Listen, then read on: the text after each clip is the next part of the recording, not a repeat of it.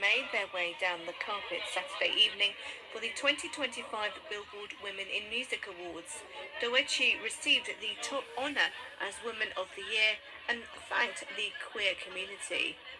I think that being at this Women's Awards, and then recently I was at GLAAD Awards as well, women and the queer community have really made me feel like, okay, I've arrived. I have inspired people.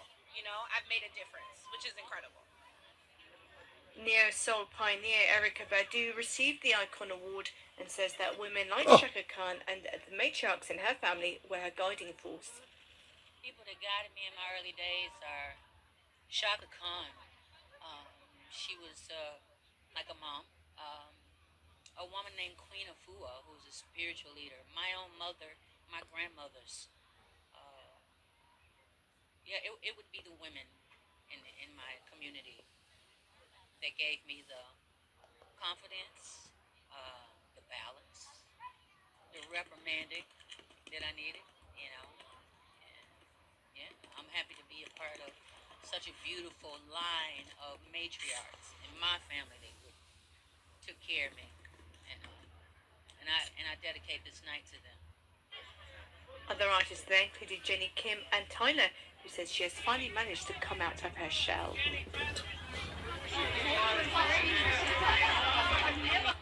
I feel like last year I was more closed off.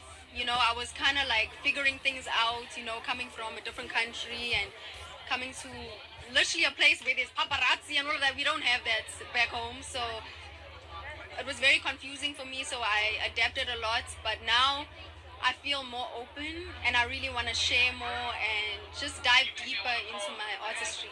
So yeah. Other top honorees included Megan Maroney, Tina Knowles, Megan Trainor and Glorilla. The night highlighted the incredible contributions of women across the music industry.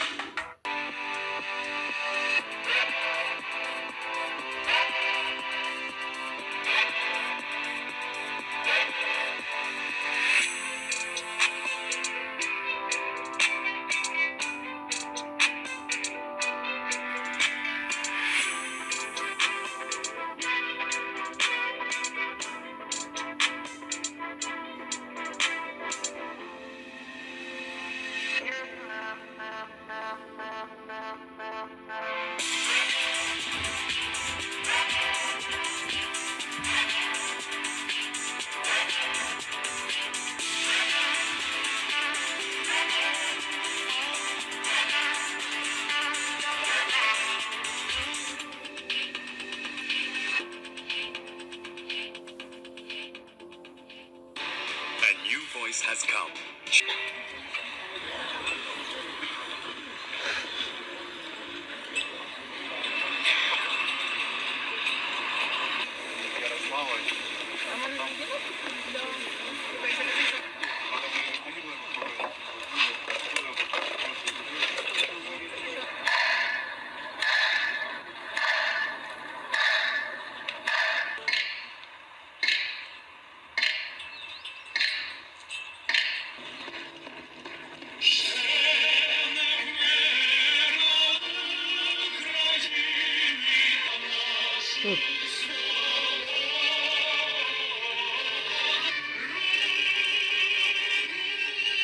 People dead from Lassa fever in Nigeria since the start of the year.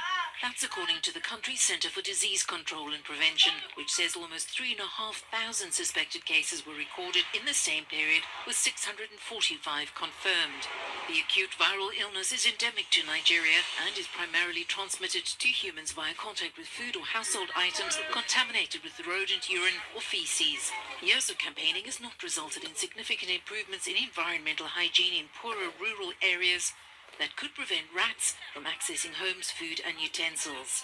The illness at first presents with fever and flu-like symptoms. Most people will make a full recovery, but it can be fatal. Prince Harry has been accused of orchestrating a bullying and harassment campaign to try to force out the chairperson of an African charity he co-founded. Sophie Chandauka, the Sentebale chair, took several shots at Harry on Sky News.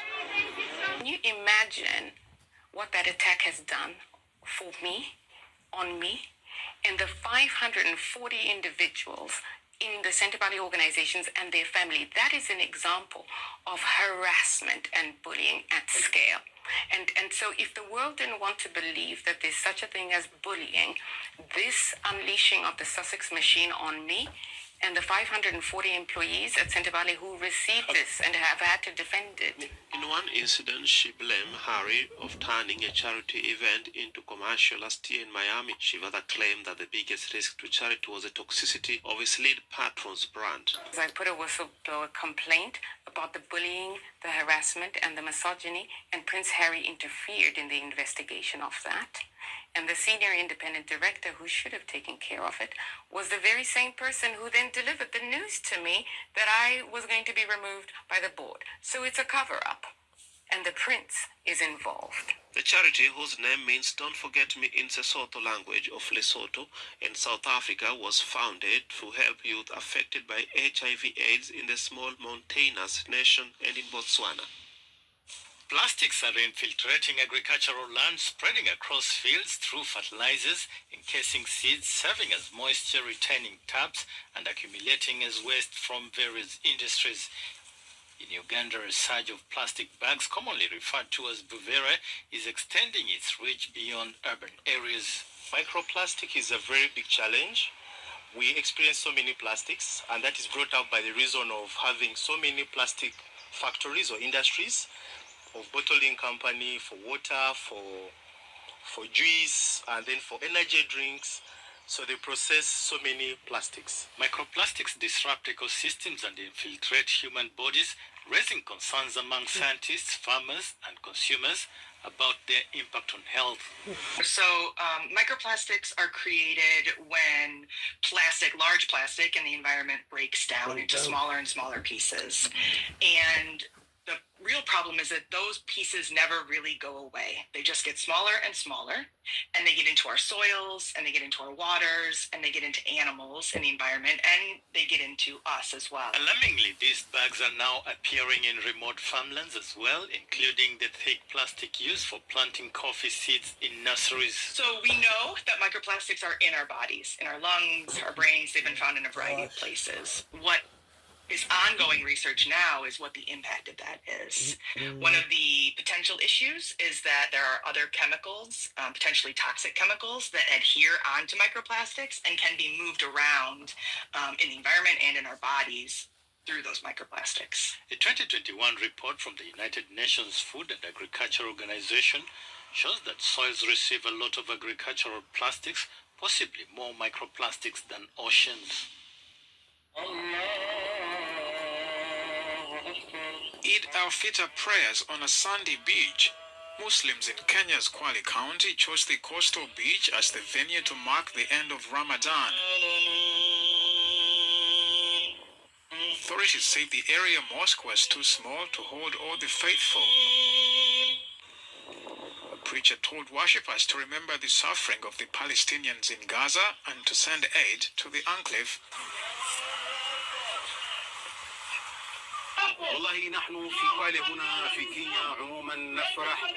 We're celebrating here in Kwale and in Kenya generally. As you can see, Muslims have come out of their homes to mark Eid. They have gathered here on the Congo shore for the celebrations. And we're happy. When Muslims are happy, they should also feel happy for all Muslims around the world. Today we are proud of the people of Gaza. We send our congratulations and greetings to them. May they be happy as we are happy. And we encourage Muslims to spread happiness and offer as much support as possible to the people of Gaza. May they be happy as we are happy on this day. Eid is typically greeted with joy and excitement and is marked with congregational prayers and festivities that usually include family visits, outings, and gifts. Nice.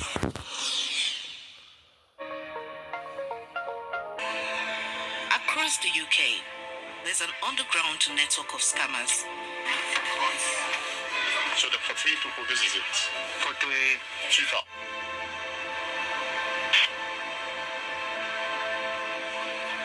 Across the UK, there's an underground network of scammers. So the free to this is it. Quickly, chief up. Is it? Quickly, chief up. Preying on the hopes and aspirations of African migrants searching for a better life overseas. They understand. Yes, they are paying because they know it's most likely the only way. Cheating migrants out of tens of thousands of pounds. Guys, that's £67,000. That's terrible, yeah. It's just not right. I have to work endlessly. Leaving devastation in their wake. Emotionally, I am broken. My name is Olarun Kello, and for the past year, I have been secretly investigating the operations of the UK visa scammers. Just to get to me, girls. Okay. They can make you a millionaire about. And exposing the immigration conmen destroying lives. I'm going to show you the reality of migration no one wants to talk about. Are you wearing a wire?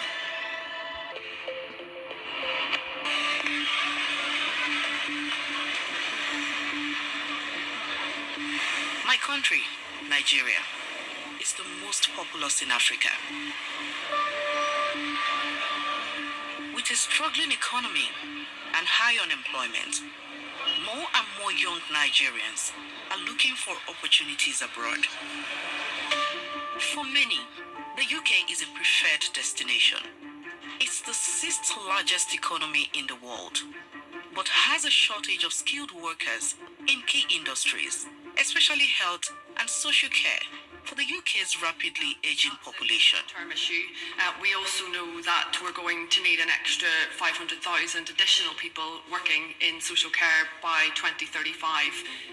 To fill this gap, the UK has eased restrictions for migrants to come and work in the country's social care sector, creating a legal and streamlined route for aspiring migrants to enter the UK. This is how the system is supposed to work. To work in the UK, an aspiring migrant first needs to secure a health and care worker visa. But to get that, they need a firm job offer from a UK company. Competition is fierce, and only a fraction of applications are successful. It's still a complicated process, and that's where scammers smell profit. So-called relocation agents, touting their connections to UK care companies, claim to offer a service which they say will fast-track migrants into the UK and give them a guaranteed job. Adverts for these agents are all over social media. Dreaming of working in the UK? Visa sponsorship nursing home jobs are your ticket. I will help you get a care job in the UK this year, all for free. Get up and get moving. Yes. Some are perfectly legitimate, but in other cases, there are hidden scams. Many charge huge fees and fail to deliver on their promise of a job. The problem is so widespread that the UK government has issued an advisory. It says if someone charges you for a job, do not pay. But I wonder if many Nigerians are aware of this.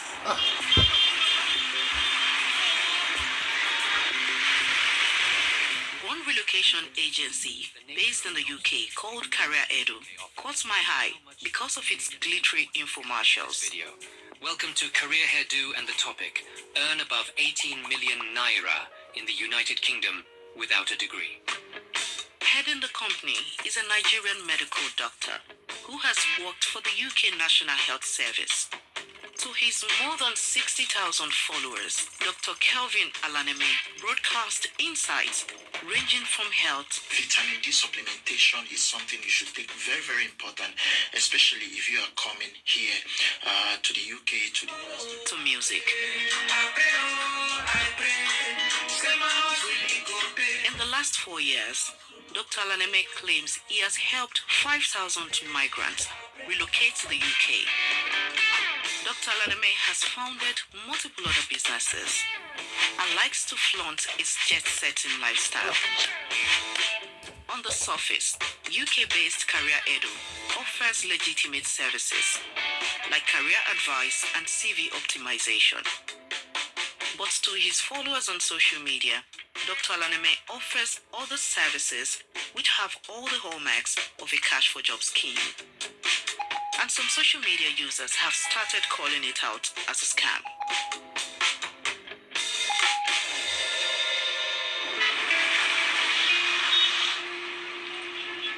I reached out to some of those who say they have been scammed by Dr. Alaneme. They told me they not only paid him thousands of pounds, but the jobs he promised them never actually materialized. A woman based in the UK agreed to speak to me about it. In total, how much did you pay him? In total, we paid him £14,000. My brother was granted a visa. When he came, July, August, September, October, new job, that was when we realized what we are into. It was very hard for him and also for me because I was the one that made the payment. I was the one that trusted Kelvin.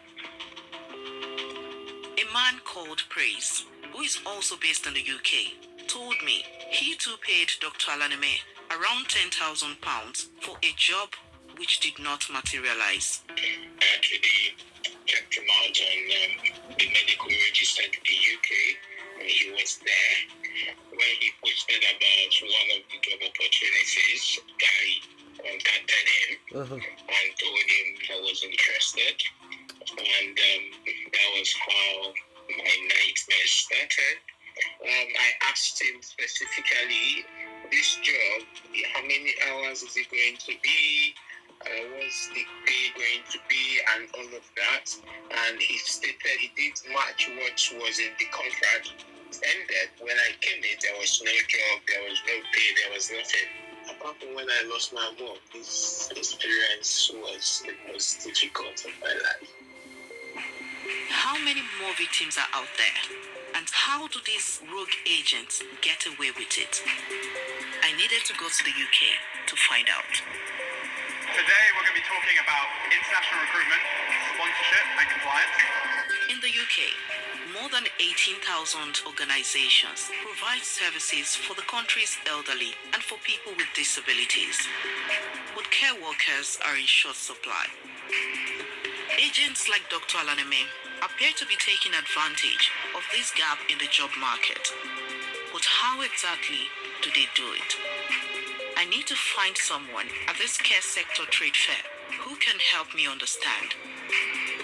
Borderless, a tech company helping businesses comply with immigration rules, soon gets my attention. A few days later, I sit down with Borderless's CEO, Matthew Bond. Nice to meet you. Matthew told me relocation agents charge thousands of pounds for something called a COS. So a COS is a certificate of sponsorship by a business saying I'm going to sponsor an individual, and without that you can't get a visa and you can't travel to the UK to take up your job. Basically, they are essential for someone who wants to come to the UK to work. Absolutely. So that's why they are valuable and that's why people are selling it? Exactly, because so many people want these jobs in the UK. The COS is the thing that's really, really in demand, and that's where agencies have exploited the system by charging candidates tens of thousands of pounds for these certificates. An underground market has developed for the sale of certificates of sponsorship, traded by networks of agents here in the UK. For some, COS certificates come with a genuine job in a legitimate company, but many do not. It's a huge gamble. And for those who fall victim, the cost can be horrendous. But how do these complex and illegal scams actually work? I sent a journalist to Dr. Alaneme hoping to find out more. With Borderless's permission, she posed as a representative of their company and pretended to have access to UK care homes who could issue certificates of sponsorship. Hi.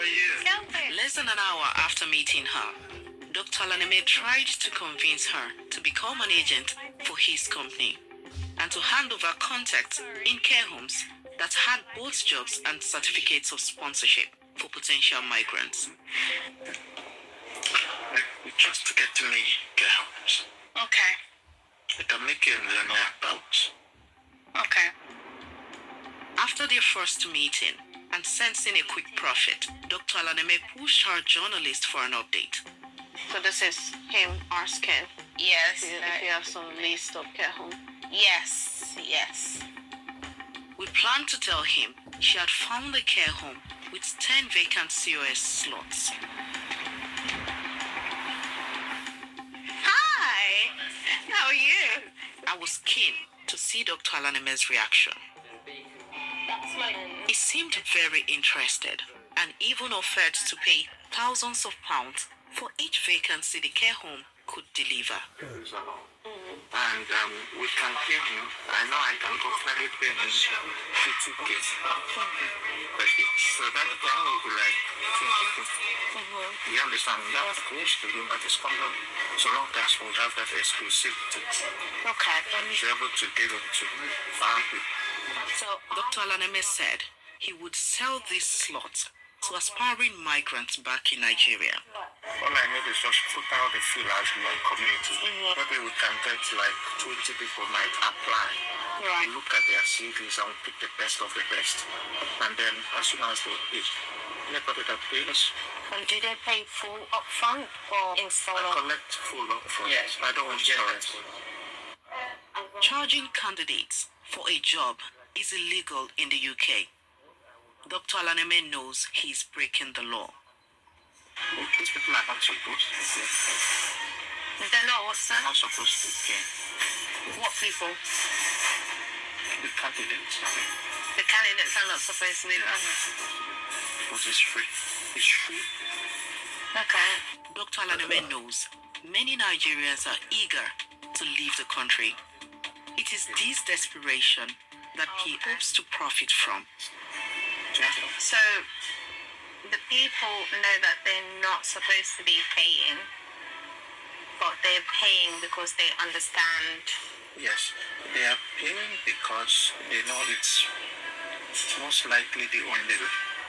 Oh, okay. Yeah. According to Dr. Alaneme, the exorbitant fees he charges potential migrants are shared among everyone involved in the scam. So for me to make it available to you, I'm guaranteeing you that I spent time and energy and all that, and even the employer, even the agent, everybody that made it possible. We need to pay everybody. Yes. But the illegal system of backhanders Dr. Alaneme has created has its own pitfalls, he admits. Because when I just have done that, just out of greed, they will tell me, oh, I know this employer, they have a care home, and then I collect money and bring people. Maybe the employer does not have jobs. And people are suffering. Yeah. I've had some of those encounters, and some of those encounters, I now try, I am now put under pressure to tell them to find a contract. Although you may make vast amount of money, the amount of stress associated with that, I mean, I'm sure everyone has a conscience. I presume some people deal with it better than others, and I presume money can dampen the wounds, you know. I can soothe the pain, but I'm sure like the stress levels must be sky high. I mean, even worrying you know, that someone might want to hunt you down. I mean, boy, he's got some kahunas. JTV, agree or disagree, it's a place for you. I found another one, a scammer. Look at this. His own people. That's right. You can now give them job because they believed me. Yeah. They trusted me. And the agents did not do their due diligence. Yeah. So this is a game of trust. If the racket runs smoothly, everyone wins. The agent and the employer get paid, and the migrant gets a job. But when things go wrong, it is the migrant who is left to pick up the pieces and risks becoming stranded in the UK. Yeah.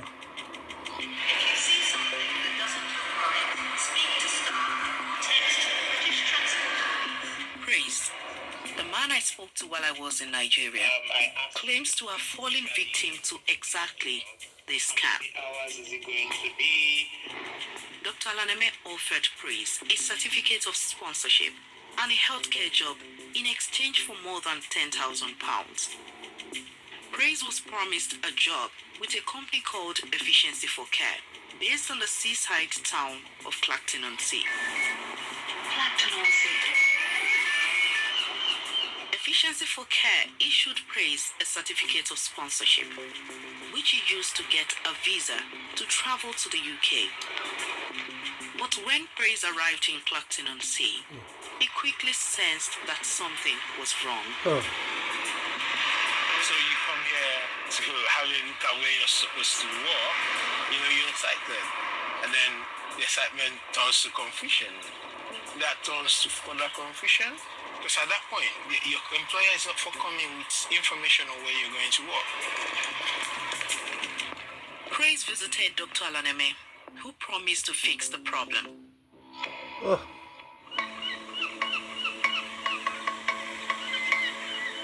But days turned into months. Praise began to realize he had been the victim of a scam and that there was no job.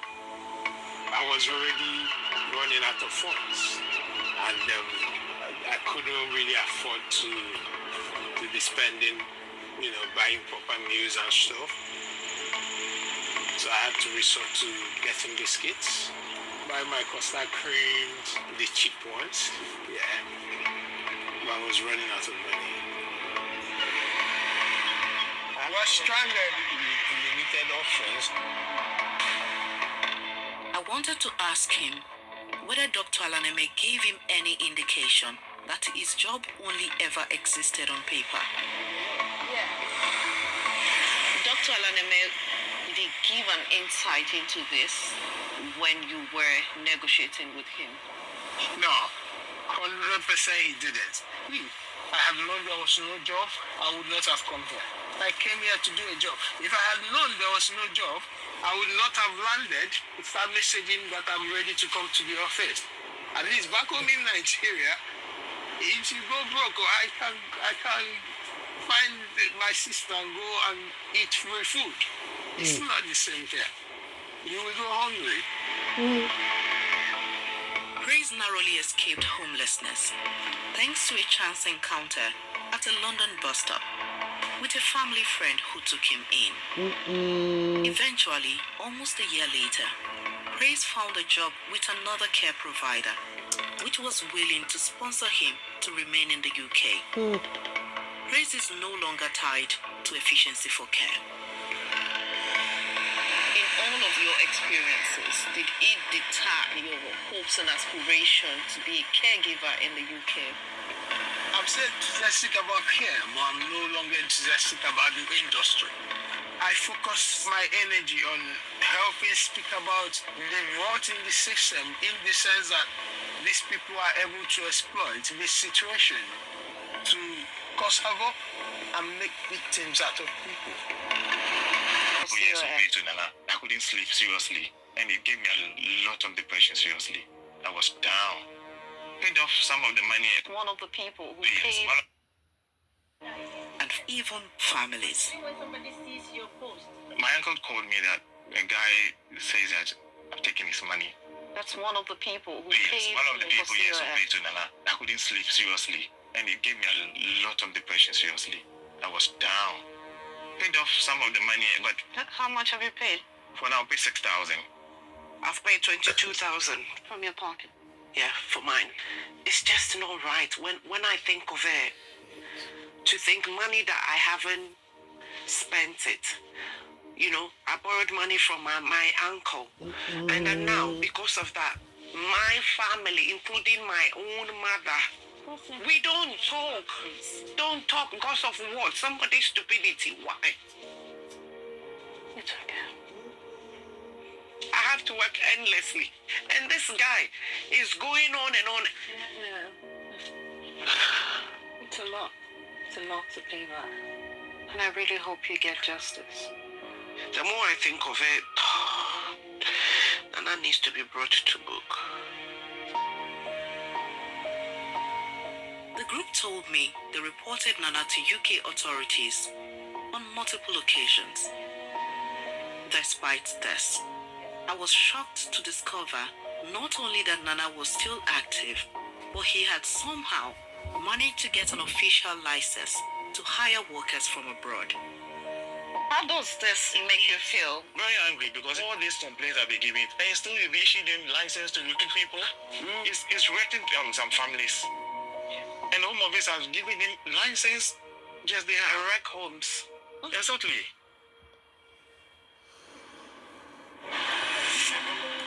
The claims about Nana were hard to imagine. I wanted to put them to the test. Hi, Ronke. So I joined forces with a BBC colleague to find out more. We discovered Nana had moved into construction, another industry which is desperate for foreign workers. Construction businesses, like care homes, can issue certificates of sponsorship to recruit from abroad.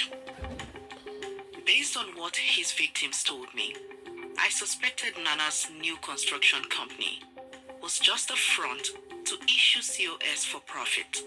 But the only way to really get to the bottom of it was to go undercover. I can make an appointment for you at some point next week, okay?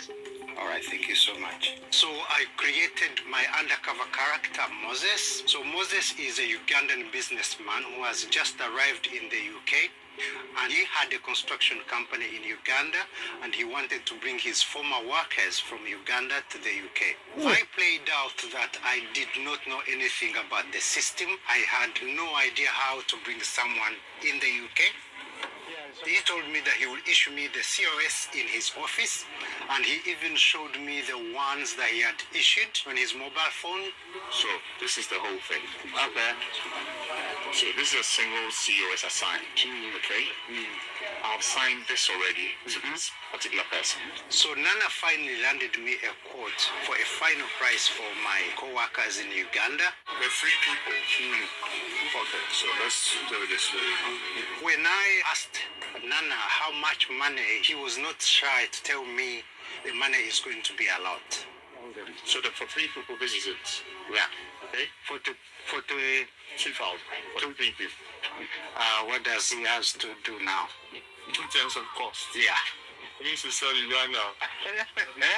He needs to sell more living from the presidency.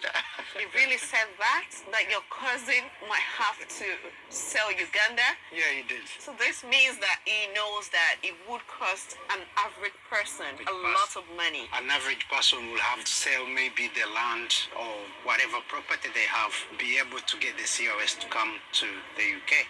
But he was even able to tell me too that I can even add money and make a profit from it myself. I mean, you know their pockets, so you know what benefits. So you now here, they're now starting, so you can also choose to add something in. It's up to you anyway. Something that you think will be reasonable for yourself. Cool. Moses told me his second meeting with Nana was even more revealing and showed that Nana's tactics are constantly evolving. Nana moved away from KCOS to construction industry, and yet he seems to have eyes for another industry. If these guys chose to do, a proper company, you know, they have some skills. There is skills present there. It's just they're using it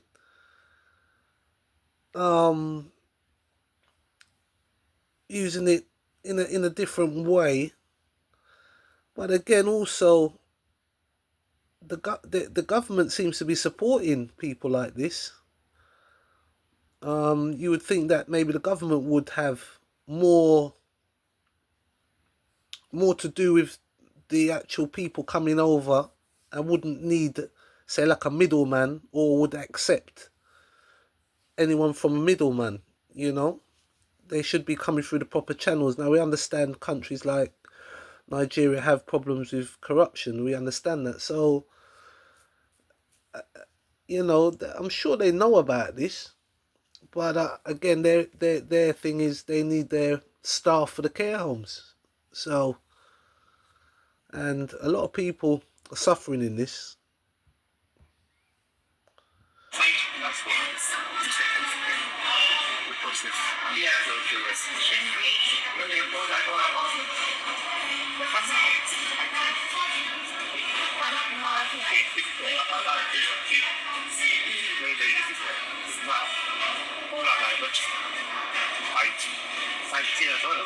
I think Nana knows the loopholes very well because, as he said, that it's difficult to get care.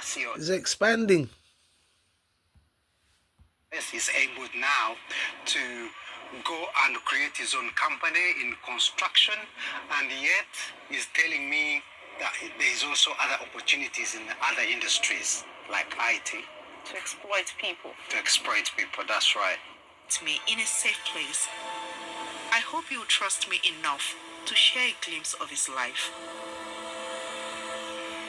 You said we should meet in church. The church is the only place I find solace. Oh God, I spent close to 17 to 18 million naira, and there is no job. So that is the situation I find myself in right now. I'm still here, still stuck in my cage. You can't go back. You can't go back. Where are you going to go back to when you don't even have anything to your name? I sold land and properties, I sold cars, resigned from my job, a well-paying job, collecting loans from families and friends. The people you are still owing, what do you get to tell them when you get back home? You tell them you are sorry, you came back, there is no money. Who would listen to that? These scammers keep getting rich, using people's sweat, people that have labored. Like many others, Harry funded his journey to the UK with money in part borrowed from his parents. My parents are old. They collect the little money they sold from their farm. Little money. Gather the money, they empty the account for you. You'll be back with something big. I foolishly trusted that person that did my sponsorship for me. I calculated the money. You know, I did the mathematics. When we have something, we would have gotten the land back. Don't worry, give me 6 months. I was going to do a good job.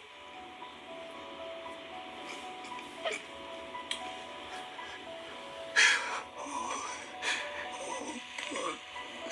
A penny I have not sent to my mom.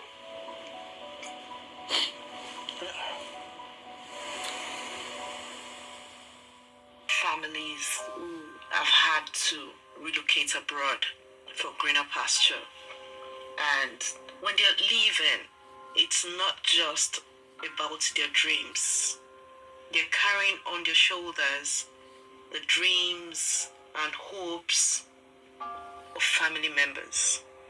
I couldn't help but imagine, what if this is the struggle of someone close to me, and they can't tell me or any other family member because they don't want us to think that they are failed.